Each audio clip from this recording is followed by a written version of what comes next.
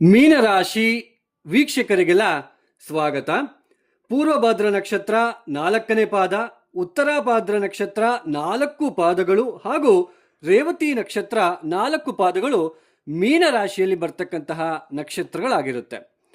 ನೋಡಿ, ಈ 2026 ಇದೇ ಜೂನ್ 2ನೇ ತಾರೀಕು ಗುರು ಮಿಥುನ ರಾಶಿಯನ್ನು ಬಿಟ್ಟು ಕರ್ಕಾಟಕ ರಾಶಿಗೆ ಪ್ರವೇಶವನ್ನು ಮಾಡ್ತಾ ಇದ್ದಾರೆ. ಈ ಗುರು ಕರ್ಕಾಟಕ ರಾಶಿಗೆ ಏನು ಪ್ರವೇಶವನ್ನು ಮಾಡಿ ಸಂಚಾರವನ್ನು ಪ್ರಾರಂಭ ಮಾಡ್ಕೊಳ್ತಾ ಇದ್ದಾರಲ್ವಾ, ಈ ಗುರು ಸಂಚಾರದಿಂದ ಈ ಮೀನರಾಶಿಯವರಿಗೆ ಯಾವ ತರಹದ ಫಲಿತಾಂಶಗಳು ಕಾದಿವೆ ಅಂತ ನೋಡ್ತಾ ಹೋಗೋಣ. ನೋಡಿ, ಮೊದಲನೇದಾಗಿ ಗುರು ಒಂದು ರಾಶಿಯಲ್ಲಿ 1 ವರ್ಷಗಳ ಕಾಲ ಇರಬೇಕು. ಅಂದರೆ 12 ತಿಂಗಳ ಕಾಲ ಒಂದೇ ರಾಶಿಯಲ್ಲಿ ಸಂಚಾರ ಮಾಡಬೇಕು. ಆದರೆ ಕಳೆದ ವರ್ಷದಿಂದ 2025ನೇ ಇಸ್ವಿಯಿಂದ ಗುರು ಒಂದು ರಾಶಿಯಲ್ಲಿ, ಅಂದರೆ ಈಗ 5 ತಿಂಗಳು ಇರ್ತಾರೆ ಇಲ್ಲಿ, ಜೂನ್ 2ನೇ ತಾರೀಕು ಇಲ್ಲಿಗೆ ಬರ್ತಾರೆ. ಅಕ್ಟೋಬರ್ 31ಕ್ಕೆ ಸಿಂಹರಾಶಿಗೆ ಬಂದ್ಬಿಡ್ತಾರೆ. ಬರೀ 5 ತಿಂಗಳು ಮಾತ್ರ ಇಲ್ಲಿ ಇರ್ತಾರೆ. ಅಕ್ಟೋಬರ್ 31ಕ್ಕೆ ಸಿಂಹರಾಶಿಗೆ ಬಂದು ಅಲ್ಲಿ ಸ್ವಲ್ಪ ದಿನ ಸಂಚಾರ ಮಾಡ್ತಾ ಮಾಡ್ತಾ ಮಾಡ್ತಾ ಈ ಡಿಸೆಂಬರ್ 13ಕ್ಕೆ ವಕ್ರೆ ಆಗ್ತಾರೆ. ವಕ್ರಗತಿಯನ್ನು ಪ್ರಾರಂಭ ಮಾಡ್ಕೊಳ್ತಾರೆ.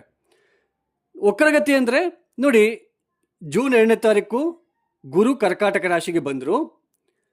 ಅಕ್ಟೋಬರ್ 31ಕ್ಕೆ ಕರ್ಕಾಟಕ ರಾಶಿಯನ್ನು ಬಿಟ್ಟು, ಅಂದರೆ 1 ವರ್ಷ ಇರಬೇಕಾಗಿರ್ತಕ್ಕಂತಹ ಗುರು ಕೇವಲ 5 ತಿಂಗಳಲ್ಲೇ ತನ್ನ ಒಂದು ಕರ್ಕಾಟಕ ರಾಶಿಯ ಒಂದು ಸಂಚಾರವನ್ನು ಮುಗಿಸಿ ಸಿಂಹ ರಾಶಿಗೆ ಪ್ರವೇಶವನ್ನು ಮಾಡ್ತಾರೆ. ಅಕ್ಟೋಬರ್ 31ಕ್ಕೆ ಅಕ್ಟೋಬರ್ 31ಕ್ಕೆ ನಿಧಾನವಾಗಿ ಮುಂದಕ್ಕೆ ಚಲಿಸ್ಕೊಂತ ಬಂದು ಈ ಡಿಸೆಂಬರ್ 13ಕ್ಕೆ ವಕ್ರೆ ಆಗ್ಬಿಡ್ತಾರೆ. ಮತ್ತೆ ಹಿಂದಕ್ಕೆ ತಿರ್ಕೊಂಡ್ಬಿಡ್ತಾರೆ.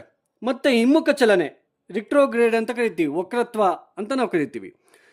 ಮತ್ತೆ ಹಿಂದಕ್ಕೆ ಹೋಗ್ತಾ ಹೋಗ್ತಾ ಹೋಗ್ತಾ ಈ ಜನವರಿ 26ಕ್ಕೆ ಕರ್ಕಾಟಕ ರಾಶಿಗೆ ಮತ್ತೆ ಪ್ರವೇಶವನ್ನು ಮಾಡ್ತಾರೆ. ವಕ್ರಿಯಾಗಿನೇ ವಕ್ರಗತಿ ಮಾರ್ಗದಲ್ಲೇ ಹಿಂದೆ ಹಿಮ್ಮುಖ ಚಲನೆಯಲ್ಲೇ ಮತ್ತೆ ಕರ್ಕಾಟಕ ರಾಶಿಗೆ ಪ್ರವೇಶವನ್ನು ಮಾಡ್ತಾರೆ. ಏಪ್ರಿಲ್ 13ಕ್ಕೆ ಮತ್ತೆ ವಕ್ರತ್ಯಾಗವನ್ನು ಮಾಡ್ತಾರೆ.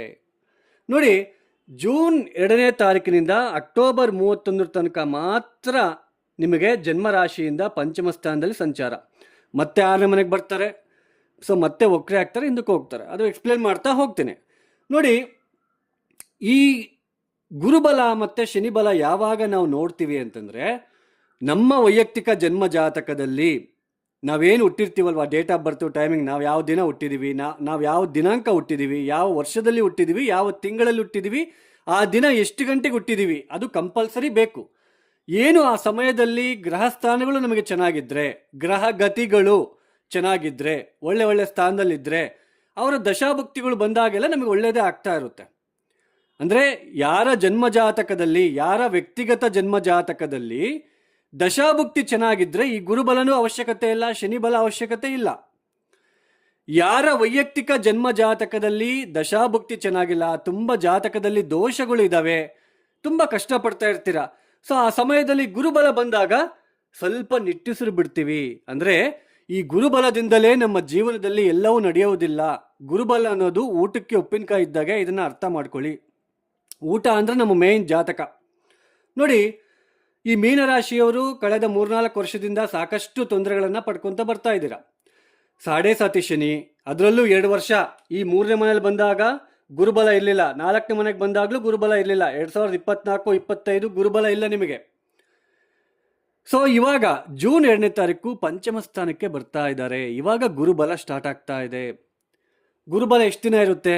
ಜೂನ್ 2ನೇ ತಾರೀಕಿನಿಂದ ಅಕ್ಟೋಬರ್ 31 ತನಕ ಗುರುಬಲ ಅನ್ನೋದು ಇರುತ್ತೆ. ಈ 5 ತಿಂಗಳ ಕಾಲ ಮಾತ್ರ ಇರುತ್ತೆ. ಮತ್ತೆ ಗುರುಬಲ ನಿಮಗೆ ಬರೋದು ಏಪ್ರಿಲ್ 13ನೇ ತಾರೀಕು. ಯಾಕೆಂದರೆ ಮತ್ತೆ ರಾಶ್ಯಾಧಿಪತಿನೇ ಈ ಅಕ್ಟೋಬರ್ 31ಕ್ಕೆ 6ನೇ ಮನೆಗೆ ಬರ್ತಾರೆ.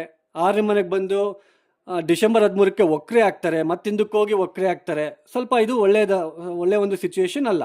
ಅಂದರೆ 5 ತಿಂಗಳ ಕಾಲ ಮಾತ್ರ ಗುರುಬಲ ಇರುತ್ತೆ.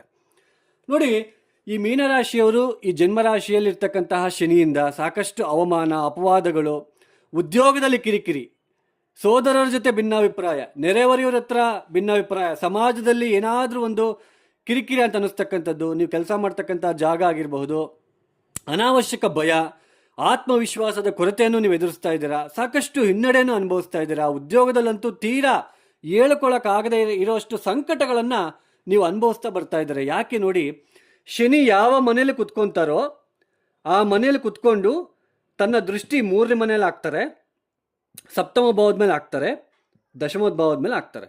ಅಂದರೆ ನಿಮ್ಮ ರಾಶಿಯಿಂದ 3ನೇ ಮನೆಗೆ ಶನಿ ದೃಷ್ಟಿ, ನಿಮ್ಮ ರಾಶಿಯಿಂದ ಸಪ್ತಮ ಭಾವಕ್ಕೆ ಶನಿ ದೃಷ್ಟಿ, ನಿಮ್ಮ ರಾಶಿಯಿಂದ ದಶಮ ಭಾವಕ್ಕೆ ಶನಿ ದೃಷ್ಟಿ. 3, 7, 10 ಅಂದರೆ ಈ ಮನೆಗಳನ್ನು ಅವರು ನೋಡ್ತಾ ಇರ್ತಾರೆ. ನೋಡಿ, ನಿಮ್ಮ ಜನ್ಮ ರಾಶಿಯಿಂದ 10ನೇ ಮನೆ ನೋಡ್ತಾ ಇದ್ದಾರೆ.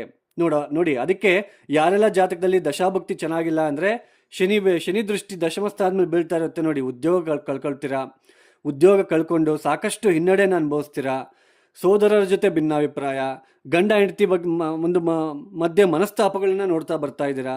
ಇದರ ಜೊತೆಯಲ್ಲಿ 2025 ಅರ್ಧಾಷ್ಟಮ ಗುರು ದೋಷ ಬೇರೆ ಇತ್ತು, ಸಾಕಷ್ಟು ಹಿನ್ನಡೆ ಅನುಭವಿಸ್ಕೊಂತ ಬರ್ತಾ ಇದ್ದೀರಾ.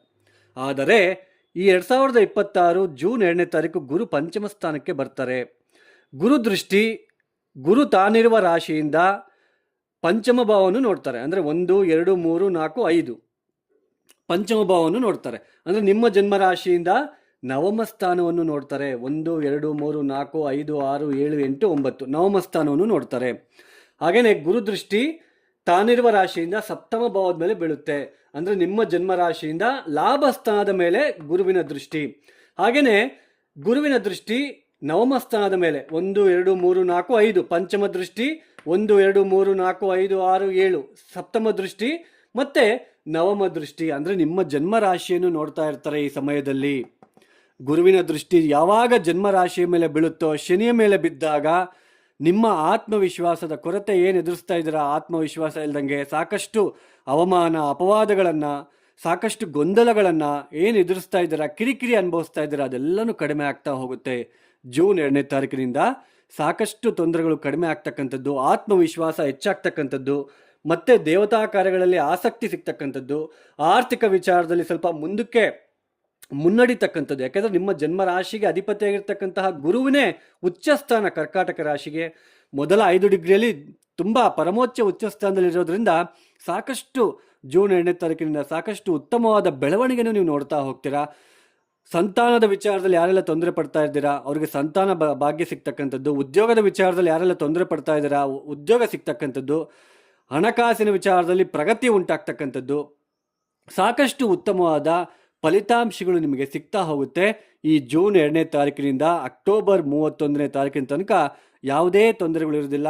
ಹೊಸ ಉದ್ಯೋಗಕ್ಕೋಸ್ಕರ ಯಾರೆಲ್ಲ ನೀವು ಪ್ರಯತ್ನ ಪಡ್ತಾ ಇದ್ದೀರಾ ಹೊಸ ಉದ್ಯೋಗ ಸಿಗ್ತಕ್ಕಂಥದ್ದು, ಮದುವೆ ಆಗದೇ ಇರತಕ್ಕಂಥವ್ರಿಗೆ ಕಂಕಣ ಭಾಗ್ಯ ಬರ್ತಕ್ಕಂಥದ್ದು, ಬರಬೇಕಾಗಿರ್ತಕ್ಕಂತಹ ಹಣ ನಿಮ್ಮ ಕೈ ಸೇರ್ತಕ್ಕಂಥದ್ದು, ಈ ತರಹದ ಉತ್ತಮವಾದ ಪರಿಸ್ಥಿತಿಗಳು ನಿಮಗೆ ನಿರ್ಮಾಣ ಆಗ್ತಾ ಹೋಗುತ್ತೆ.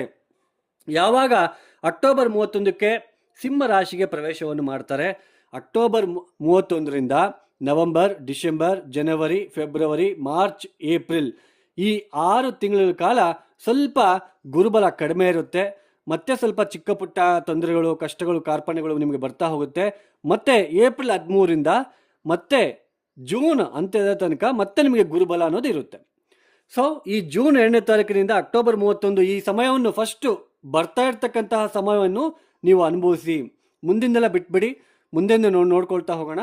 ಬಟ್ ಯಾವಾಗ ಅಕ್ಟೋಬರ್ 31ರಿಂದ ನಿಮಗೂ ಹೆಚ್ಚು ಕಡಿಮೆ ಏಪ್ರಿಲ್ 13 ತನಕನೂ ಕೂಡ ಸ್ವಲ್ಪ ಇನ್ವೆಸ್ಟ್ಮೆಂಟ್ ಮಾಡೋ ವಿಚಾರದಲ್ಲಿ ಜಾಗೃತಿ ಆಗಿರಬೇಕು. ಬಿಸ್ನೆಸ್ ಆಗಿರ್ಬೋದು, ಅಥವಾ ಒಂದು ಸೈಟ್ ವಿಚಾರ ಆಗಿರ್ಬೋದು, ಮನೆ ಕಟ್ಟೋ ವಿಚಾರ ಆಗಿರ್ಬೋದು, ಆರೋಗ್ಯದ ವಿಚಾರದಲ್ಲಿ ಆಗಿರ್ಬೋದು, ಸಾಕಷ್ಟು ಹುಷಾರಾಗಿ ಇರಬೇಕಾಗಿರೋ ಪರಿಸ್ಥಿತಿಗಳು ನಿಮಗೆ ಇರ್ತಕ್ಕಂಥದ್ದು. ಅಂದರೆ ಅಕ್ಟೋಬರ್ 31ರಿಂದ ಏಪ್ರಿಲ್ 13 ತನಕ ಸ್ವಲ್ಪ ಹುಷಾರಾಗಿರಿ.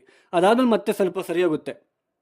ಒಟ್ಟಾರೆಯಾಗಿ ಗುರುಬಲ ಬರ್ತಾ ಇರೋದು ನಿಮಗೆ ಸ್ವಲ್ಪ ಉತ್ತಮವಾಗಿರ್ತಕ್ಕಂತಹ ಪರಿಸ್ಥಿತಿ. ಏನಿವಾಗ ಕನ್ಫ್ಯೂಸನ್ನು, ಗೊಂದಲಗಳನ್ನು ನೀವು ಎದುರಿಸ್ತಾ ಇದ್ದೀರಾ, ರಾತ್ರಿ ಹೊತ್ತು ಬೇಗ ಮಲಗೋಕ್ಕಾಗಲ್ಲ, ನಿದ್ದೆ ಬರೋದಿಲ್ಲ, ಆರ್ಥಿಕ ವಿಚಾರದಲ್ಲಿ ಹಿನ್ನಡೆ, ಉದ್ಯೋಗದ ವಿಚಾರದಲ್ಲಿ ಹಿನ್ನಡೆ, ಎಲ್ಲನೂ ಕೂಡ ಈ ಗುರುದೃಷ್ಟಿ ಶನಿ ಮೇಲೆ ಬೀಳ್ತಾ ಇರೋದ್ರಿಂದ ಸಾಕಷ್ಟು ಉತ್ತಮವಾಗಿರ್ತಕ್ಕಂಥ ಫಲಿತಾಂಶಗಳನ್ನು ನೀವು ನೋಡ್ತಾ ಹೋಗ್ತೀರಾ. ಈ ಗುರುವಿನ ದೃಷ್ಟಿ ಶನಿ ಮೇಲೆ ಇರೋದ್ರಿಂದ ಹೆಚ್ಚಾಗಿ ಮೀನರಾಶಿಯಲ್ಲಿ ಇಟ್ಟಿರ್ತಕ್ಕಂಥವ್ರು ವೀರಭದ್ರ ದರ್ಶನ ಮಾಡ್ಕೊಳ್ಳಿ. ವೀರಭದ್ರ ನಿಮಗೆ ಎಲ್ಲಿ ಹತ್ತಿರದ ವೀರಭದ್ರ ದೇವಸ್ಥಾನ ಇರುತ್ತೆ ಅಲ್ಲಿ ಹೋಗ್ಬಿಟ್ಟು ಈಡ್ಗಾಯಿ ಹೊಡೆದ್ಬಿಟ್ಟು ಬನ್ನಿ. ಈಡ್ಗಾಯಿ ಅಂತಂದ್ರೆ ನಿಮಗೆ ಗೊತ್ತಿರುತ್ತೆ, ಈಡ್ಗಾಯಿ ಹೊಡೆಯೋದಕ್ಕೆ ಪ್ರಯತ್ನ ಮಾಡಿ. ವೀರಭದ್ರ ದೇವಸ್ಥಾನದಲ್ಲಿ ವಿಶೇಷವಾಗಿ ಅನ್ನದಾನಗಳನ್ನು ಮಾಡೋದಕ್ಕೆ ಪ್ರಯತ್ನ ಪಟ್ಟರೆ ಮತ್ತಷ್ಟು ಉತ್ತಮವಾದ ಫಲಿತಾಂಶಗಳು ಸಿಗ್ತಾ ಹೋಗುತ್ತೆ. ಯಾರ ವೈಯಕ್ತಿಕ ಜನ್ಮ ಜಾತಕದಲ್ಲಿ ದಶಾಭುಕ್ತಿ ಚೆನ್ನಾಗಿಲ್ದಂಗೆ ಸಾಕಷ್ಟು ತೊಂದರೆಗಳನ್ನು ಪಡ್ತಾ ಇರ್ತೀರ ನೋಡಿ, ಅಂಥವ್ರಿಗೆ ಇದು ತುಂಬಾ ಹೆಲ್ಪ್ ಆಗುತ್ತೆ. ಯಾಕಂದರೆ ಸ್ವಲ್ಪ ನಿಟ್ಟುಸಿರು ಬಿಡ್ತೀರಾ. ಯಾರ ಜಾತಕದಲ್ಲಿ ದಶಾಭುಕ್ತಿ ಚೆನ್ನಾಗಿರುತ್ತೋ, ದಶಾಭುಕ್ತಿ ಚೆನ್ನಾಗಿದೆ, ಗುರುಬಲನೂ ಬರ್ತಾ ಇದೆ, ಮತ್ತಷ್ಟು ಶುಭ ಫಲಿತಾಂಶಗಳನ್ನು ನೀವು ಪಡ್ಕೊಳ್ತೀರ. ನೋಡಿ, ಇದು ಗೋಚಾರದ ಫಲಿತಾಂಶಗಳು. ಇದು ಇಷ್ಟು ಮೀನರಾಶಿಯಲ್ಲಿ ಹುಟ್ಟಿರ್ತಕ್ಕಂಥವ್ರಿಗೆ. ಯಾರಿಗಾದರೂ ಆಸ್ಟ್ರಾಲಜಿ ಕನ್ಸಲ್ಟೇಷನ್ ಬೇಕು ಅಂತಂದರೆ ಡಿಸ್ಪ್ಲೇ ಆಗ್ತಿರೋ ನಂಬರ್ಗೆ ನೇರವಾಗಿ ಕರೆಯನ್ನು ಮಾಡಿ. ಇನ್ನು ಯಾರೆಲ್ಲ ಈ ವಿಡಿಯೋನ ನೋಡ್ತಾ ಇದ್ದೀರಾ, ನಿಮ್ಗೆ ಇಷ್ಟ ಆಗಿದ್ರೆ ಮಾತ್ರ ಲೈಕ್ ಮಾಡಿ, ಶೇರ್ ಮಾಡಿ, ಸಬ್ಸ್ಕ್ರೈಬ್ ಮಾಡ್ಕೊಳ್ಳಿ. ಸರ್ವೇ ಜನೋ ಸುಖಿನೋ ಭವಂತು. ಧನ್ಯವಾದಗಳು. ಜೈ ಶ್ರೀರಾಮ್.